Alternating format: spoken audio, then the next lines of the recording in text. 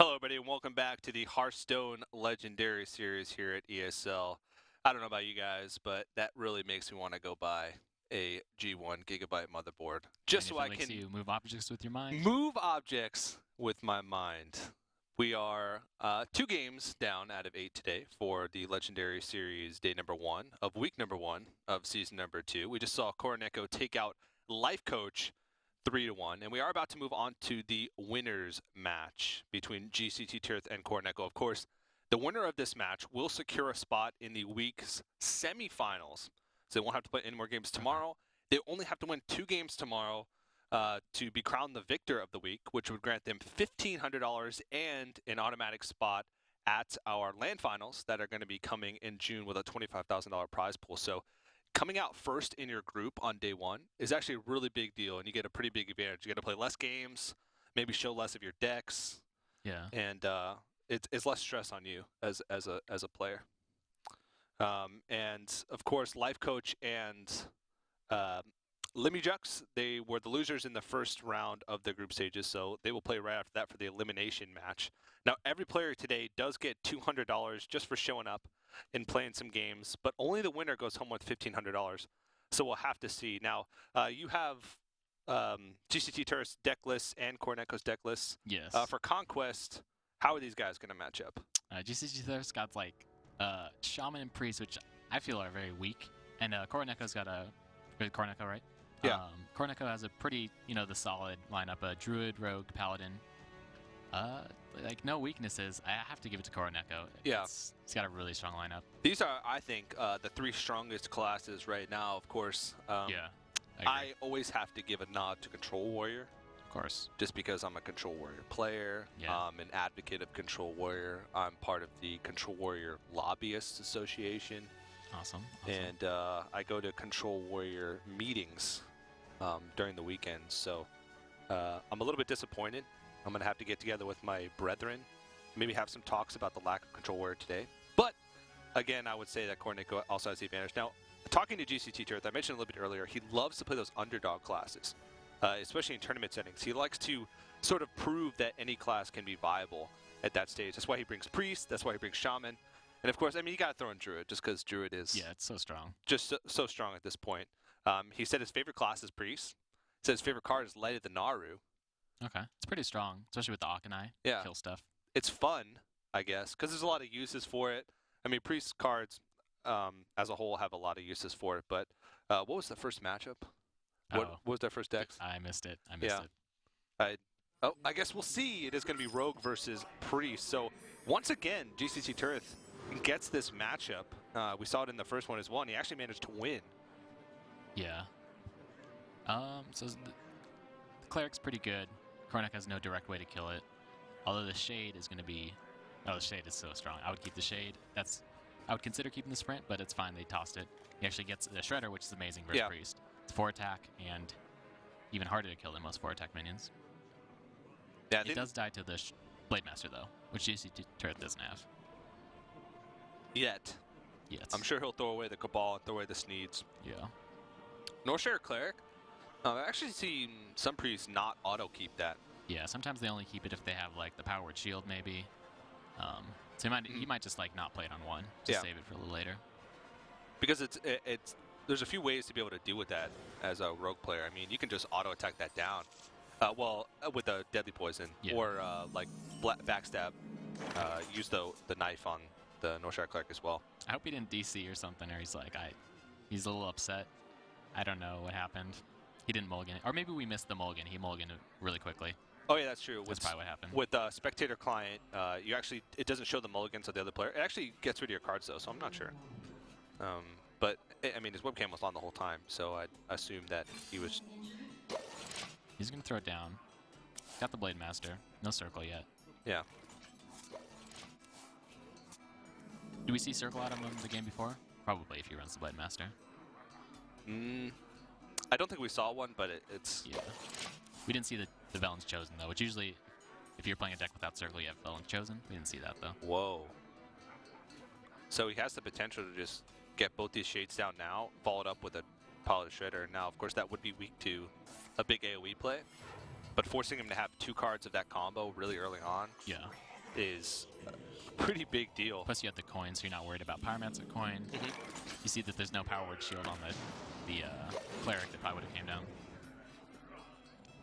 And I'm pretty sure a Circle of Healing would have come down right then exactly. if you were the Priest. So he can be pretty confident about just flooding the board here. Shade this turn, Paladin Shredder. Just deadly. You just deadly trade. You just take it. You're gonna beat Priest most of the time as long as you don't get run over like that other game. I think you just play it slow. You don't need to. You know, if you try to like tempo or pressure a Priest, that's like one way you can lose to Akanai Circle. So I think you just take it slow, control. That's a good point. Especially, I mean, look at this hand. Drake, Paladin Shredder. These are the cards that you want. Especially not allowing the Priest to heal up that injured Blade Master. Yeah. Getting out of range. Whoa! He played that nice faster than he could get in his hand. And they say he has low ping from India. Yeah. Oh man, this hand is just so good though from Koroneko. And if he picks up a sap at any point, he'll just win. gcttirth needs like I don't think he plays Lotheb. He needs like Belcher's not good enough. I think I'm ready to give it to Koroneko just right now. We call it a game. Yeah. Pack it up, folks. This one's a wrap. Yeah, like Lotheb or okay. So you can pick up Akanai at some point. Interesting choice by Koroneko to actually take off his headphones. Oh, I'm fine with it. You're not a headphones guy. I have actually made a mistake once, like in a game where I like wasn't paying attention. If I had sound off and I didn't like hear like a battle cry and I like forgot, I was like, oh, I didn't even know that Sylvanas was on the board or something crazy. I don't know why he changed things up though. He'd be live coach with the headphones on. Took him off at the end of the series. Hasn't put him back on since. Doesn't seem like it's affecting him much though. Oh, that Holy Smite's just gonna haunt us for the remainder of the game. Oh man, click on it. Make it disappear. Does that actually work? Well, I mean, when they play the card and you click on it, when your opponent plays the card, you click on it, it disappears, so maybe. Okay. Well, that Sylvanas is problematic. Doesn't have a sap right now to be able to just... Yeah, priests don't they don't have like Brawl or Shadow Flame though, so like it's pretty effective just to ignore it and go face. So like, say he goes like Shade, SI7 face, or he might just do Shade Redagger. I like this better. This way, if Sylvanas steals something, you still have 3 creatures, 2-3 creatures. And he's got so much burst in his hand as well, so he has no fear with the oil in his hand to just no go taunt face comes with down, which he has no taunt. I think you just dagger oil. You don't even have to combo the oil if you know what I mean. Just dagger oil, hit face. That's 4 sources of 4 damage, 2 oil hits and Abyss. Somehow everything gets cleared, which it won't. Okay, is there any way to pick up Akanai Circle? Yeah, he can. Yeah, he can. But that's just about his only out here. Holy Smite is just blocking. What is the card? More suspense. If he power shields this, he can't kill disappear. off his own Sylvanas to steal one of the creatures. But not threatening lethal on board. Actually, yeah, he's threatening lethal on board. He's dead. So maybe. Okay. Well, now we know he runs 2 circles. So. Okay. All right. But no Akanai. No Akanai to be sure. You called it, Koroneko. That was a really quick game, and I'm not used to really quick games after that last series. So, and that's, I'd say the game that we saw earlier with gcttirth's Priest against Rogue was a little bit of an outlier because this is how usually Priest versus Rogue feels, where you're just trying to just grasp for some sort of out to whatever the Rogue has to do with you. They can put on so much damage earlier. They have so many creatures that are just tough to deal with, and the shades on top of it make it so tough with that matchup. Yeah, I like the shades a lot. So now Koroneko has Paladin and Druid. Pretty strong. Probably going to go with the Paladin first. Like I said, the Druid last. It's really hard to lose multiple times. Yeah. You'll draw it wild to go with one of those games and you'll win. So he's probably going to go with the Paladin. Yeah. And we keep calling gcttirth. It's so hard to say that. The gcttirth, the GCT, Tirth is actually his first name. Okay. The GCT stands for Giga Champion Tirth because he used to play on in India with his friends when he was growing up a team called Giga. So his name is Giga Champion Tirth. Yeah. Awesome. I didn't question him, but the Tirth is a little redundant. But they used to think he was the best player on their team. He said it was a PlayStation 2 team. So this Just was all the games on PlayStation. just all the games on PlayStation Awesome. 2. They said he was like the best player out of all of them, so they called him the champion. So he Awesome. was Giga Champion Tirth. So that's where the GCTT comes from. Fun fact. He's going with the Druid. I would have favored him saving the Druid for last, but okay. You've disagreed with pretty Yeah, much yeah. all of Koroneko's deck choices so I mean, far today. it's working for him. It's So working for him. he knows what he's doing. And if Or he's a little sleepy. I heard it's 5 a.m. in Japan right now. yeah, that's true. And Tirth, it's getting pretty. Should be just a few hours before that, like 5 hours. Okay. Yeah. So both these guys, they really want to get these games over with. They want to be done for the day and move on to the semifinals tomorrow and have less games to play. So Druid versus Shaman. Now, Tirth, we saw him actually take a victory with his Shaman in that first matchup. He actually 3-0'd. Yeah. So he didn't lose a single match, and he had a pretty dominant game with the Shaman. As a standard, just seemed like a pretty standard mid-range type Shaman. Shamans can do pretty well against Druid because they have a lot of ways to pretty deal with solid. their big creatures. Little creatures with Flame Tongue is really aggravating for a Druid. Like you throw something down, just gets Flame Tongue down. Yeah. They throw down like a Mana Tide and a Chow too. It's like the board just gets really big really fast. A lot of direct removal as well. Yeah. So if you throw down a big threat, just gets hexed, Yep. or even just being able to clear like Sludge Belchers out with Urshocks or like Crackle Urshock or something like that. Their cards go a lot further against Druid. And then they hit you up with those late game threats. Like it's hard for them to deal with 2 Fire Elementals, a Dr. Boom, Alakir. It's just really hard for Druid to be able to stay ahead long enough and then be able to deal with the big threats that come on down the road. Okay, so he does have the Feral Spirit, which is great against Druid. Does have the Flame Tongue. I'm probably not going to keep the Coin Elemental. Even with the Coin, probably going to toss down Elementals. Well, let's see if he actually mulligans. Okay, he mulliganed this game. It's the only reason he lost the Priestess Rogue. Yeah, and we could see him mulling it over in his head earlier. I don't know why what happened with him just. Ooh. Okay, so GCT Tirth has a great curve. We'll see what the Innervate can do. If he waits a turn, he can Innervate the Belcher and then play a 4-drop the following turn. It's pretty strong. Yeah. Belcher is like, it's weak to Hex, which he does have. But outside of Hex, it's like really strong against Shaman. So 5 HP is really annoying. It can be pretty enticing when you're a Druid player to just like innervate out the strongest creature as early as possible, but you need to make sure that you curve out. Yeah. Because right now he doesn't have a follow play next turn aside from just hero powering, or if he top decks like a Shade or something to play. Yeah, he's got to be like really scared of like an Earthshock too. That would be scary. Yeah. This is fine as well. Just gonna hope he can just cleanly clear up whatever comes out of this.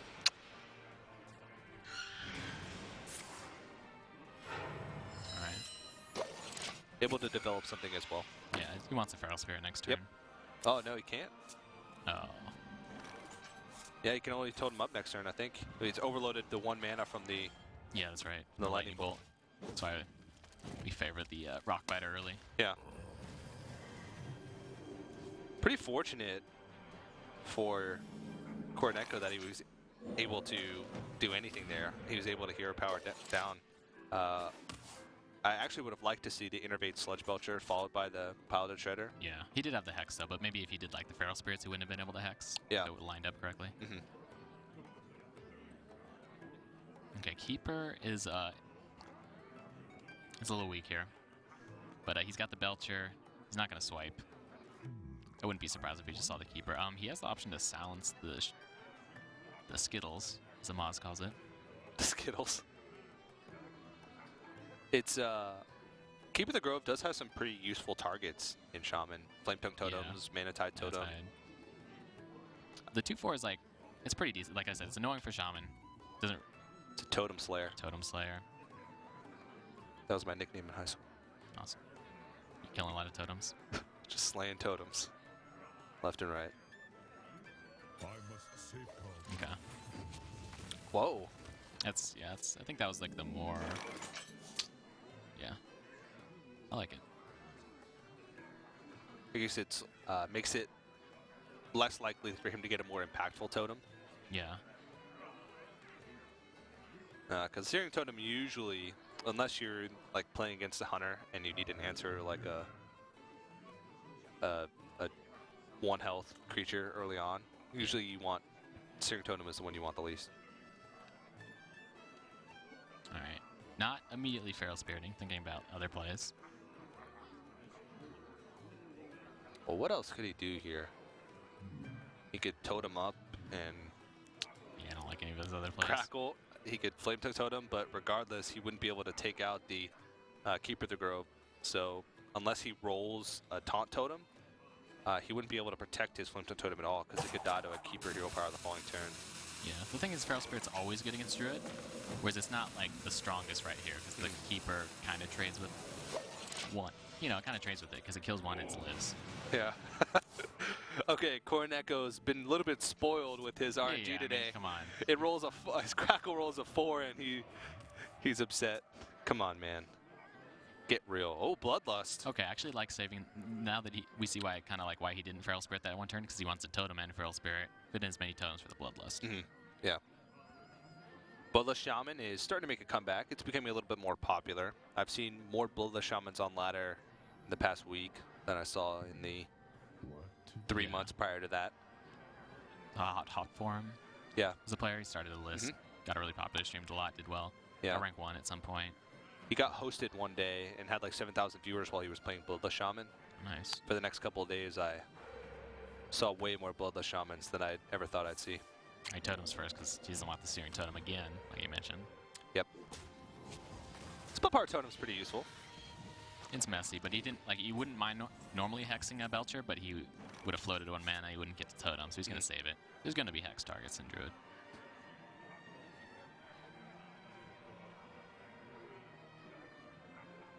Swipe. Yeah, he doesn't want to. I mean, Belcher's still... Belcher dies pretty Belcher's easily. pretty gross. He could Wrath and just Hero Power here. Like Wrath down the Flame Tongue Totem and then clear off the 1/1s. Yeah, it's also messy. I wouldn't have minded maybe like a Wrath for 1, but it would be really hoping to pick up something. Yeah. Okay, this is fine. Swipe is actually usually always going to be like kind of messy against Druids if you don't have spell power, so it's not the worst here. Yeah, because it rarely ever clears off the totems. Aside from those Haunted Creepers and like Searing Totem, not many things are going to be left with 1 health a lot. It's hard to get a clean swipe.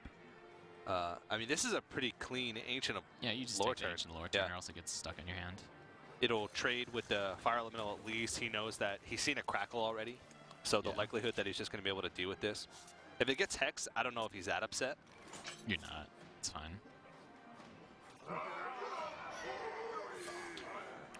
Okay, gcttirth's hand is interesting. He wants like creatures with that lust. Feral Spirits is really good. You could double Storm next turn, but He could also Bloodlust next turn and just use the Feral Spirits as just sort of tools to trade. yeah. But it's not quite as versatile of a card as like Savageur because you don't get the face damage as well. Of course, you get a little bit more extra damage on each creature, but it's harder to distribute it. Alright, going for the Sylvanas. Always a little scary. You see 1 hex, but it's still first shockable. Yeah, Earthshock, second Hex.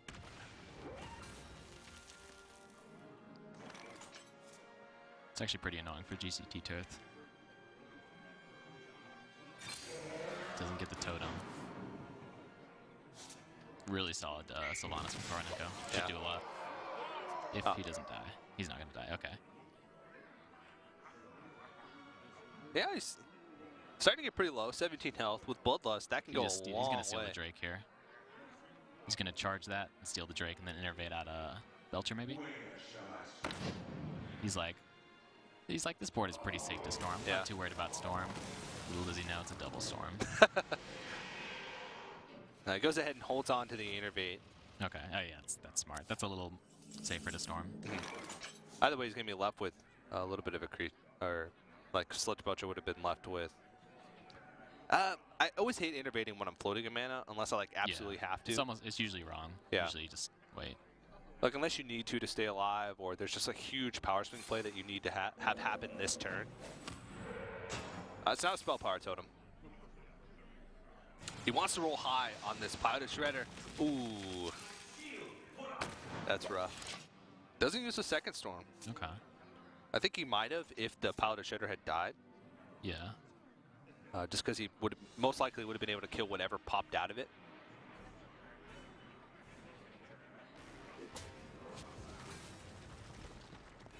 Oh, and now going to throw down the shade, probably thinking there's not a second storm. Whoa. Oh, this is a huge storm. He's still overloaded from the previous turn, though, so unless he gets a creature or something playable, then Storm is really going to be his only move next turn. But I mean, if you look at Koroneko's hand, he's got nothing. Yeah, that's very true. Well, that's something. That is. That's perfect. He can egg, Storm, and Totem. Have a sticky creature for his Bloodlust. Could even hit a Doomsayer. Oh, Koroneko's upset. He did miss, though. He's not too upset. He gave the not bad face. That's a universal face. So Roar with Innervate would have been lethal, but he doesn't have it. Or even without it. Yeah, 19 plus 4. No, you need the Innervate. Okay. I think Tirth was holding his breath there. Or nope, not holding his breath. Just yeah, it's a 1. Okay, I like it. Oh, I think it's still lethal. So 14 plus 5, 19. No, he's 1 off. Do you go for it? Yeah, I think you still do it. He has Force of Nature as well, following up. Yeah, so like you're not worried about totems because you could just Force of Nature 1 down, but you are worried about maybe like the Feral Spirit taunt totem that could block you or an Argus. I think the deck only runs 1 Argus though. Interesting. Yeah, saving the Innervate. As long as he has 1 creature stuck on the board for the following turn, he does have lethal. And I think that's, yeah, that's going to be it. Wow. So Shaman had a pretty decent start, but Druid's still over. Just doing Druid things. Yep. I'm just a Druid doing Druid things. Force of Nature, Savage Roar. Pretty strong. And Koroneko is going to get out to a pretty quick 2-0 lead. And this guy is on a rampage. That first game lasted, what, 6 turns? Yeah. This one one got Paladin versus Shaman, great matchup. Paladin versus Druid, great matchup. Paladin versus Priest could get tricky, but he's probably gonna win. I mean, that Shredder, the Sneasel Shredder, is not gonna do much. I don't think. I mean, you said it earlier. His class lineup for currently is just really strong. Even though gcttirth has found some victories with the underrepresented class that he's brought, like Priest, like Shaman. Yeah. It's just the reason why the other classes are considered stronger at the moment is they're just so consistent. With Druid, I mean, there could be games where you get wild growth starts. There could be games where you get good innervate starts. There could be games where you just get a crazy Force of Nature, Savage Roar, innervate plays, double combo. There's just so many things that they can do that make them more consistent of matchups against a lot of other classes. So, I mean, Tirth, we've seen him in open. I'm sure he's been in situations where his back's been against the wall. He's been down a couple sets, has had to make it through. He's a tournament veteran. Maybe not a tournament veteran that's known to a lot of Hearthstone fans, but the people that play in the weekly tournaments should recognize his name. Yeah. So he's got to win 3 in a row now, and it just doesn't seem like he has the classes to be able to overcome this Paladin, where Koroneko just has to sneak 1 win in with a class in Paladin I think is pretty consistent. Yeah, it's strong. Only weak to Rogue, which he doesn't have. Should be feeling pretty confident. gcttirth looking a little nervous, a little upset. Yeah. So now, what are the ways that a Priest can beat out a Paladin? Are there any specific cards that you're looking for in your mulligan? Are there any specific things that you're looking for to start off early? What can a Priest do in this matchup? Well, mind control on Tyrion is like huge. Yeah. What else do we got? I'm thinking about that Shredder. Like, what can the Shredder do? It gets Aldor, does nothing. Sylvanas, you could do some nice things with Sylvanas. Did we see Thoughtsteal? It's another big card. I think we did see one Thoughtsteal. We've seen a Thoughtsteal today. Okay. Because he could have. I remember he could have Thoughtstole for lethal with the Rogue. He ended up winning anyway. Oh, that's right. That's right. So he does run at least one Thoughtsteal. That's gonna be big. You'd want 2, but he's got the 2 Cabals. I think I saw. Yeah, we've seen 2 Cabals. But Paladin's most likely favored. Yeah. Well, Koroneko, he's 1 game away from securing his spot in the semifinal tomorrow. And after that, he'll only have to win 2. And taking out Life Coach, well, not taking him out, but having the victory over Life Coach earlier on, he's got to be feeling pretty good about himself. I'd say this is a pretty decent start. Yeah, gcttirth's probably pretty happy about that. And he's like, I can deal with Muster. I'm really good, but that mini bot, he doesn't really have an answer for. I guess Pyromancer, Holy Smite. It's okay, it's decent. Then he could heal it up with the Light of the Naru, I think. It heals for either way. He can heal next turn. Okay. Actually, this hand is really good now. Yeah, I think he just passes this turn. He could go for the Smite. Yeah, he saves it. Oh, because next go turn, for a big Pyromancer turn. Yeah, if he plays Muster, he can Wild Pyro, Power Word Shield, yeah, and then Smite this way it would have been killed by the Light's Justice. Okay. He could even wait another turn now that he has like this huge combo. Maybe he wants to get the Light of the Naru on the board as soon as possible to buff it up. Yeah. Well, why throw it out there now, though? It's just get as much caught in the crosshairs of that Pyromancer as you can possibly get. Yeah, that hand is sick. Got the Sylvanas. Hopefully do a lot. You know, Koroneko's like playing right into it. He's like, you don't have Pyromancer, Power Word Shield, Smite, Light of the Naru. I dare you to have it. I think this is, this is full board clear. Yeah, he can even wait for this. He has so much health, he can like throw the Sylvanas down. If Koroneko somehow deals with it, then he like AoE clears. Okay, so what health would the Wild Pyro be at? He'll do the math. Let's see. Well, we'll let it. I think it'll be at 3 health because he could Wild Pyro, then he would Power Word Shield, then Holy Smite the Harrison Jones, and then Light the Naru his. Oh no. This is like well, he could do that. If he Light the Naru is his Wild Pyromancer, then he won't get the thing. The Light Warden. I think it's called a Light Warden. Interesting. Okay, so what other there's quite a few types like Tyrion. He could have like saved that for his Sylvanas too to steal his Tyrion. Well, that's pretty hard. The Paladins normally won't let you do that. Yeah. But that's actually one way to win too, is like when it's like a 50-50 where they have like the Tyrion hero power, or like Tyrion Muster or Tyrion minibot, and then you actually steal the Tyrion. Wow, he's really holding on to those cards. I'm fine with it. He's got plenty of health. Yeah. Black Knight, the 4/5 body is fantastic against Breeze, but have we seen Sludge Belcher come out from gcttirth's deck? I don't think so. Yeah. But it probably does. Most priests. Yeah, that's true. It'll probably find some value. Or if he mind controls your Tyrion, this is actually you Black Knight your own Tyrion. Nice. If he steals it. And you coin Harrison, but he doesn't have the coin. Whoa! This is awkward. Yeah.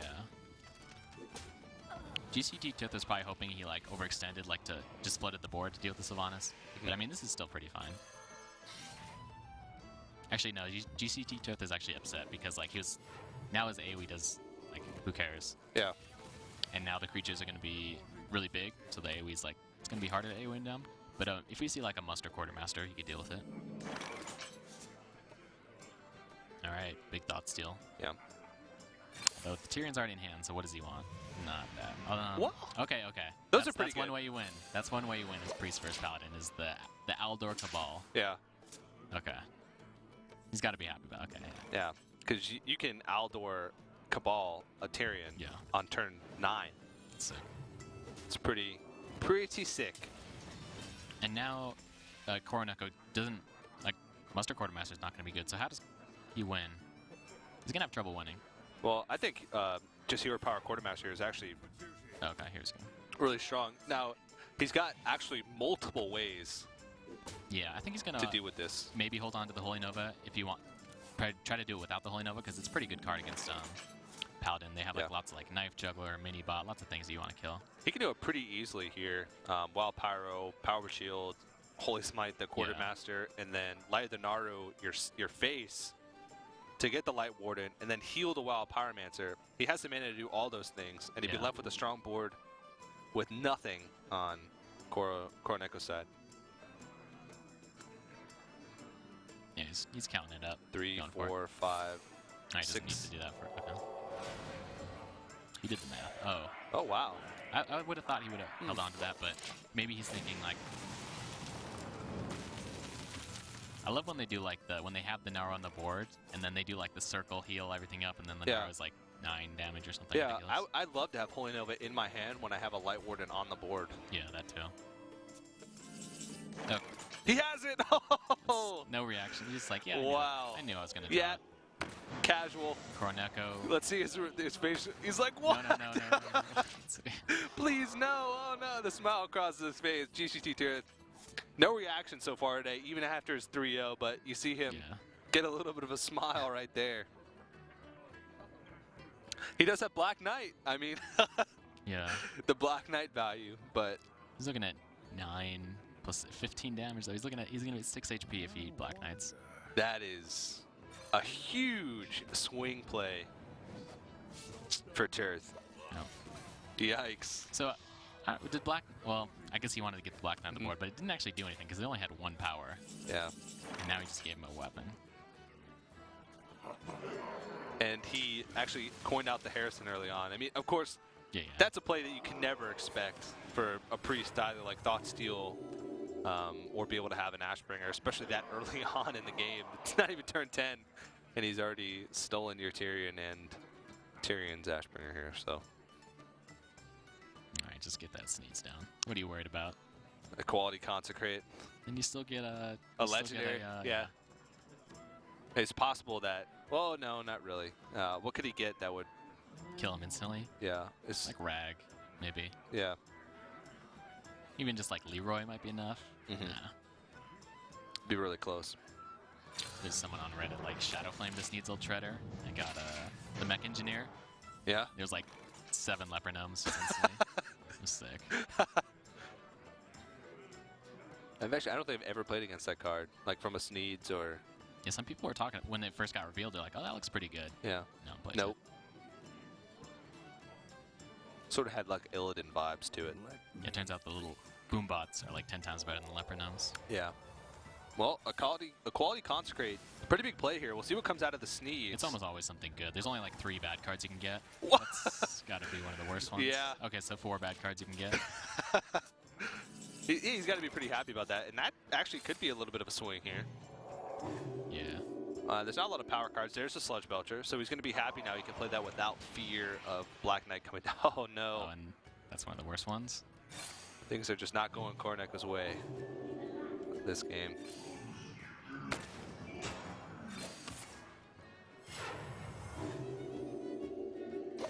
Buffing the Light Warden up. Going to have to be... Anti-Kill Bot will buy him some time. As so will Lay on Hands, but he needs some time to be able to play his threats as well. Light Warden. Oh, yeah, that's true. Only heals for like 6 now. Wow. And he can actually heal himself as well next turn, so I think he might be dead regardless. Because he has Circle of Healing also. Not much you can get. Yeah. Yeah, there's nothing. Yeah, Owl. he's dead. He's like an owl. But that's also losing play anyways. Okay, what can you snipe? 3 daggers? Nope. I thought he was going to go for the Dr. Boom as a heal. Yep. He needed it to hit that Light Warden or else he knew he was done. So Koroneko loses the game to gcttirth, and that Aldor Peacekeeper Thoughtsteal was pretty MVP. That's how you win. You're asking me, how do you win as Priest? That's how you win. But yeah, he's still got Shaman and Druid, which are going to struggle. Yeah. He only needs to win 1 game with this Paladin, and he's still got 2 more chances to do that.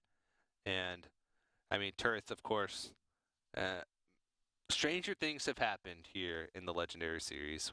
We've actually seen quite a few players come back from 2-0 deficits, but... Yeah, it's really hard in Conquest. It's hard in Conquest. Yeah, our old format with the blind pick was made it a little bit easier for comebacks to happen. But Conquest, you said the strategy usually is to save your strongest deck for last. So you don't get locked out. Yeah. But and Paladin, I would have liked him to see him save one of the other classes for last, but Paladin's still good. That was its only quote-unquote weak matchup out of his gcttirth 3, so he should be feeling pretty confident. Yeah. But it can lose to Druid. It can lose to Shaman. It's really hard to lose to Shaman. Shaman basically has to have big power plays early on, and they also have to make sure that they have Lightning Storm pretty early to be able to deal with like a Paladin muster. has to like not have any early creatures because they're also good. Minibot's good. Zombie Chow's good. Muster's amazing. Yeah. Consecrate just is good any point in the game. Yeah, forcing out removal on like something early makes it so that your threats later on will hit really hard. Like if you get the Urshocks, the Hex out of the way on like Urshock on a shielded mini bot, Hex on a piloted Shredder, then it paves the way for a Tyrion to come down and just wreak havoc over over a Shaman's board. So did he pick Shaman? I saw Paladin from, oh yeah, it was Shaman. Paladin, okay, so Paladin versus Shaman, yeah. And of course, even if he wins this one, he's got a tough road ahead because he's got Druid as well.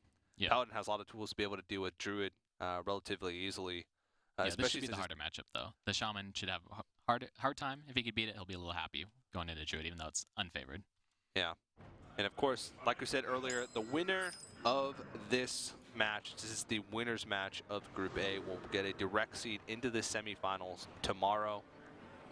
And it'll cut down the amount of time that they have to play by quite a bit, because they won't have to play the elimination match today. They won't have to play the elimination match tomorrow. So it makes it so they have an easier path to that $1,500 for winning this week. Well, double tied. I like it. Koroneko has no answer. The tide is gonna draw. Okay. Oh, you draw multiple. How does the Shaman win? The Paladin has to have no early creatures. Coin the tide. Oh, it's amazing. Now, like, the tide isn't even, like, fully, like, it's a blank card with the Flame Tongue. Yeah. Okay, maybe the second one's too much. You might not need the second one. I don't know. Why not at that point? Then Koroneko just, like, AFKs and lets him mill himself. I don't know. He's actually gonna... He has to use it on his own. Or no, he can't. Because he would make the Mana Tide Totem stronger. Yeah. That's pretty funny. Okay, two. Okay, I don't know. Maybe that's... Okay, so Koroneko might choose to leave these up. Because he can start overdrawing.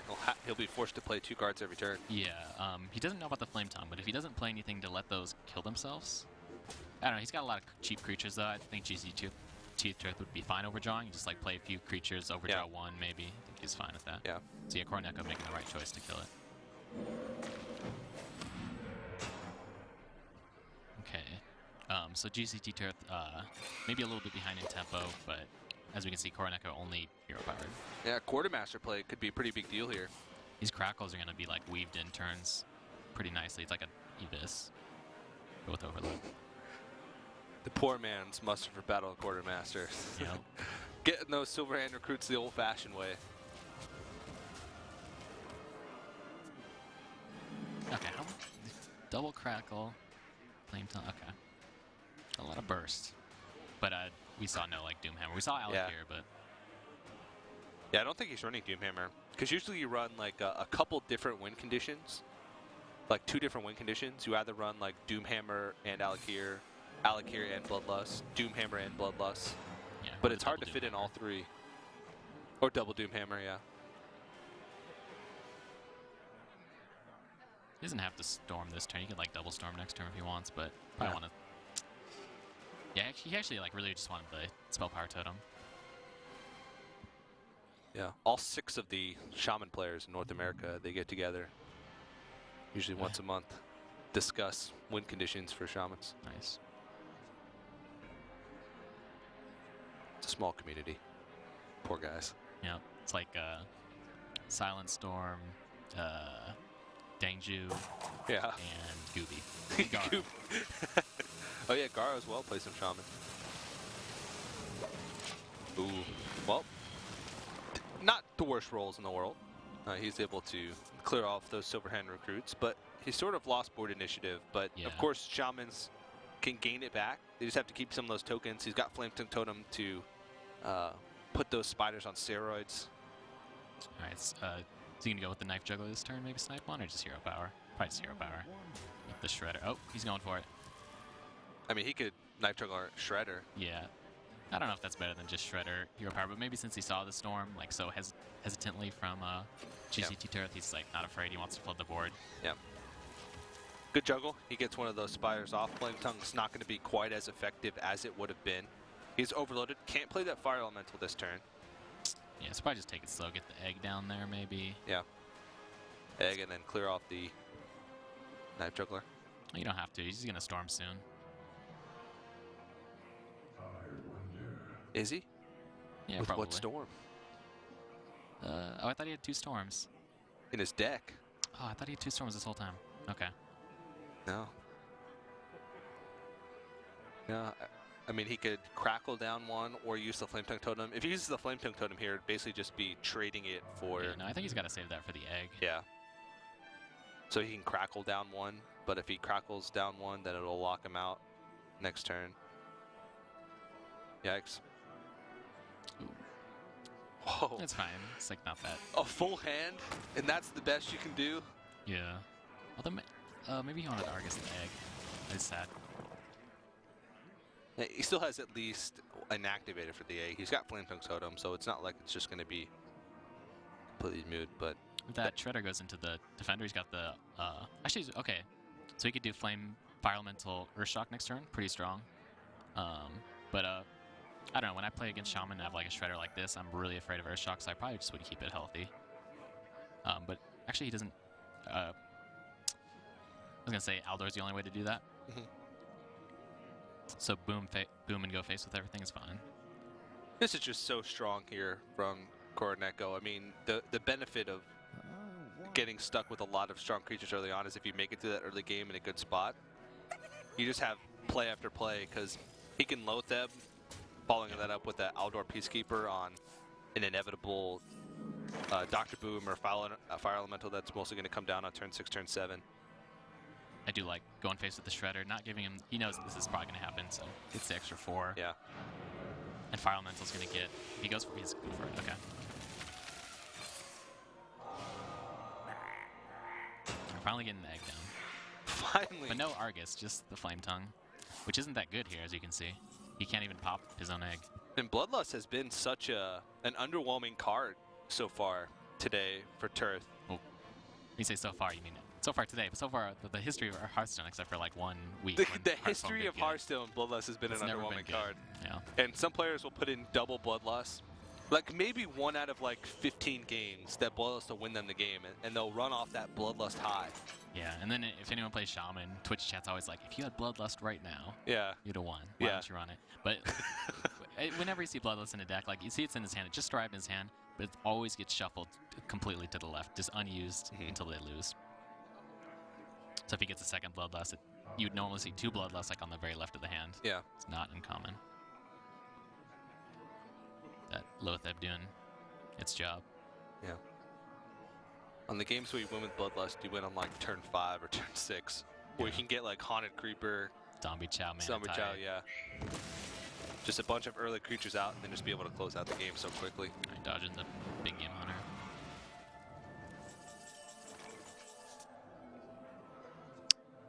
Yeah, that's a good point, dodging that big game hunter. There's not too many big game hunter targets in Shaman, other than usually Dr. Boom, sometimes Neptulon. Yeah. So Flame Tongue Totem position is something that a lot of like newer Shaman players struggle with. Even just like on smaller creatures, or prioritizing which like totems and which tokens you want on the left side and on the right side. Yeah. There's like all these death rattles now with the Shredder too. Yeah. Shredder, the egg, the creeper. Yeah. And sometimes like you usually put the stickier ones on the outside, that way you can trade with Flame Tongue, but sometimes you need like a certain combination where you need the Flame Tongue on the Shredder, for example, so you need it in the middle so you can do 6 or something. It's like a lot of foresight that goes into it sometimes. Alright, what do we got? gcttirth, nothing. Yeah, I thought he had 2 storms this whole time. I was like, ah, he's good, he's good. This is so tough. Alright, so it looks like, okay. So I was right, I think, that Bloodlust is going to make it all the way to the left before the game's over. I can imagine that. Our Bolt Crackle's going to come out here. Oh, he's going to... If he rolls high here, that's going to be a pretty big deal. That's asking a lot. Oh, Okay, 6 max roll. Yeah, there's something in Hearthstone that's like the purple shell in Mario where the game knows if you're behind. Yeah, They give you a little help. Yeah. Just feels Turt's pain. Yeah. Say, you know what, buddy? Here's a 6 damage Crackle. Have at it. Oh no, he might actually get the Bloodlust off. I'm upset before he crackles. It's okay. I don't know. Crackle usually comes first, just so you can see what it rolls. Yeah. Because the RNG elements usually want to play first on. Shredder, I guess. Yeah. Hey, okay, he's probably gonna crackle the Shredder. I mean, he's at 30 health. Is it really gonna come out? I mean, I guess to sort of trade in and stuff. That taunt totem actually proves pretty useful because he can't activate those bombs this turn.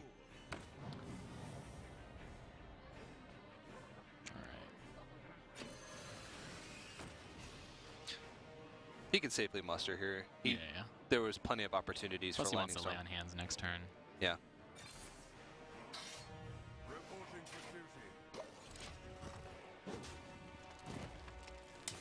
Lightning Storm off the top. Nope. That's decent. All right, so he goes that one, those two. And he's got 1, 2, 3, 4, 5. 5 damage plus bombs if he wants to go for it. The next level counting. No. That one, this one. Yeah.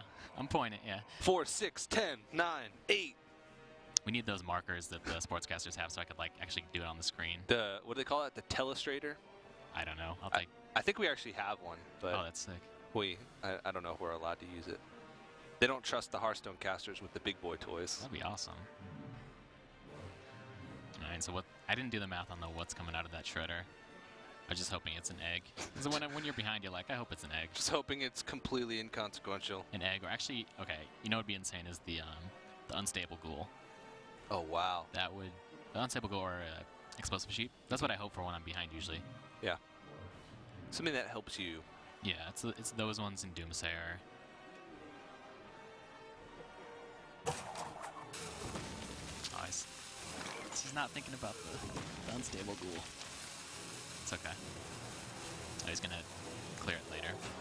It's usually smart because like if you kill the shredder, you're giving whatever comes out charge, whereas if they kill it on their turn, they don't get to use it immediately unless it's the blue ghoul charger. Yeah. Well, you got your wish. Okay. Bloodlust is now on the far left. On the far left. It was once the 10th card. Yeah, it was really quickly. It just arrived and then all the way straight to the left. It's now the first card. And I don't think his tokens are going to last much longer. These boombots should be able to do some pretty solid work to this board. He'll probably be left with 2. Yeah. Although, like I said, the Mario Kart mechanics, they're going to be awful. They're going to be 1 damage. 1 on the healing totem. Yeah. 1 on the fire elemental. Now here's a tough choice. He's debating on whether or not... I think you got to go for the bomb. Oh. I think Black Knight. Knight. First Black Knight. Oh, okay. I guess he wants a Tyrion. That's fine. He's probably been thinking about... He knows there's no Earthshock. Well, he can Black Knight here and then throw the fire or the Pilot Shredder into the fire elemental and Boombot for either. Yeah, it's pretty solid too. Black Knight's like no joke to it. 5 HP, it dodges all the AoEs and the fire elemental, everything. Yeah, and it might bait out the last hex as well. Yeah, and the only other target is Alec here. Yeah. Face. Goes face. Don't mind. Now he's forced to hex if he has the last one, and then Tyrion will basically just be the trump card. Although he is giving him Bloodlust value, leaving those up. Whoa! Bloodlust, Flame Totem. Oh, he's actually going to do it, yeah. The dream. Actually, not a clean kill on the one overkill. So maybe, but he can't fire elemental and totem, or else he would. All right.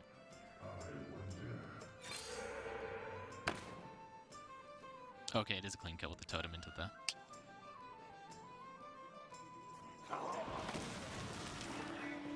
That's one of the best 2-drops that you can get. Yeah, it's really solid. If you're the player with the Paladin Shredder. Yeah, sometimes I get the Crazed Alchemist. I'm like, what a ripoff. Oh, well, the well-played comes out. He realizes that there's not a way out for him in this one. 4 health remains. GctTirth is going to fall to Koroneko, and you can see him. He shakes his head. Taking off the headphones, it looks like it worked for him this time. Our first semi-finalist for week 1. It's waving. Koroneko waving at us. Waving at the fans, waving at GctTirth. Yeah. Doesn't wave back. I'll wave at him. All right. Hello. Good job, Koroneko. Yeah, that's pretty good, yeah. We knew it was probably going to happen, but those 2 mana tides kind of shook things up a little bit, but... Yeah. The one and thing... no draw from Paladin, like nothing to play, just hero power. That's the one thing that he could have hoped for, was the Paladin not having many early creatures, but He just wasn't able to sort of get a foothold. Yeah, he needed that second storm because he kind of like he lost tempo playing 2 tides, right? Yeah. He needed to get it back. He had 1 storm, but then Paladin filled the board up with big creatures because he didn't have the little creatures. Mm-hmm. He couldn't storm it down anymore. Yeah, a little bit rough. He had some opportunities, withdrawals later on to come back, but Koroneko, I mean, his deck lineup this tournament is super strong. He's got a very well-rounded lineup. It seems like he's playing well. At least in his match against Life Coach, RNG was on his side. Yeah, but he played well throughout. Yeah, well. for sure. He will be the first person moving on to the semifinals tomorrow, so he's going to skip both elimination matches. Now, there is no difference between first and second as far as prize pool goes. You get $1,500 for winning, and everybody else gets $200. So it's basically win or bust. Okay. Also, the first place for every week gets an automatic invite to the LAN finals. Awesome. So I believe it's going to be a 16-player LAN final. So the winner of every week plus 12 players that are decided by wildcard spots that are going to be pretty much every player that plays in the Legendary Series over the season goes into one huge like Swiss elimination pool. Oh, that's awesome. At the end of the season, and they determine the last spot. So it's really cool stuff. That LAN finals that is going to happen in June after the 8 weeks of the Legendary Series happens. So that's going to be really, really cool. Now, of course, gcttirth is not out. He will go down to face the elimination match where he is going to face off the elimination match tomorrow since he did win one today. So we won't see any more of him today, but he will have to face off for elimination tomorrow against the winner of Group B later on. So that's pretty inconsequential. And of course, we do have Life Coach and Limujux. Yeah. Limujux. We went over that like 10 times. He actually told me, the pronunciation. It's actually Limujux is what it is. It's an anagram of his name. His name is Jim Liu. And so if you mix around those letters and throw an X on the end, that's his name. Jim Liu the 10th. Yeah. So the loser of that match, of course, will go home. But of course, guys, that match plus many more coming up next. We do want to give a quick shout out to our sponsors, Plantronics and Gigabyte. They've shown us some awesome commercials as well. And I really love that these guys are getting involved in esports in huge ways, making all the Legendary Series stuff possible. This whole season would not happen without them. The giveaways, the prize pools, seeing all this fun Hearthstone action. But of course, that action will continue right after this short